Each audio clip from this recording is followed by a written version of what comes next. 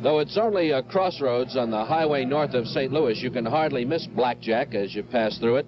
Citizens proudly proclaim its location right here where two huge blackjack oaks used to stand. 65 feet in subdivisions developed under the density development procedures set out in Ordinance Number 12, the zoning ordinance.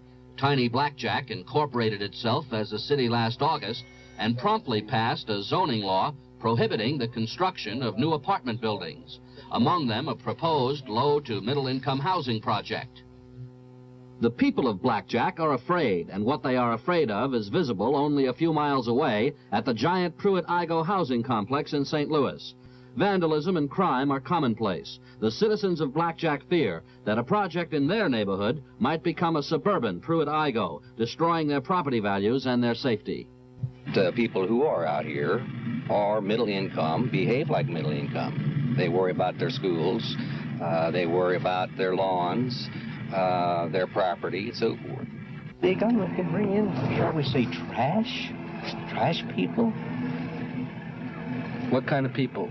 Well, people, they're not necessarily just poor, but they're just,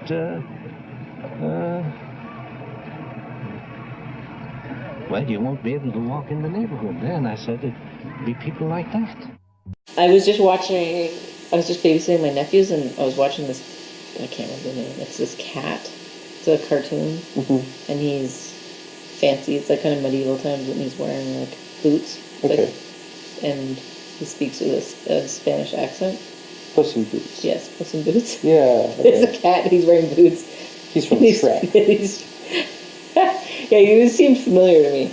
Anyways, I was watching it with them, and it was actually quite funny. Like, I was like, this is funny. Yeah. And it's referencing all these things I know. Like, I felt like a little bit of, like, Princess Bride, and a bunch of, like, there's a bunch of stuff in there that I felt like I knew. There's the villains, also the like, typical equation. Yeah. But also there was, like, all this, like, stuff in it that was not, I was like, wait, this is actually kind of problematic. Like, this is actually, like, verging on, like, just these racial stereotypes, and then also, like sexualized stereotypes. I don't know, just like a number of stuff, and I was like, right. And this is actually how my nephews are learning this. Right. That this is how I learned this, actually. I learned it more from TV than I did at home, or it was everywhere, but especially when I was in TV, there's like, it has some direct access to your... Yeah, it's kind of like contextualized all right there. Yeah. And so as you're a kid, like, enthralled by like the narratives and learning through them, then all these things are also enforced in that. So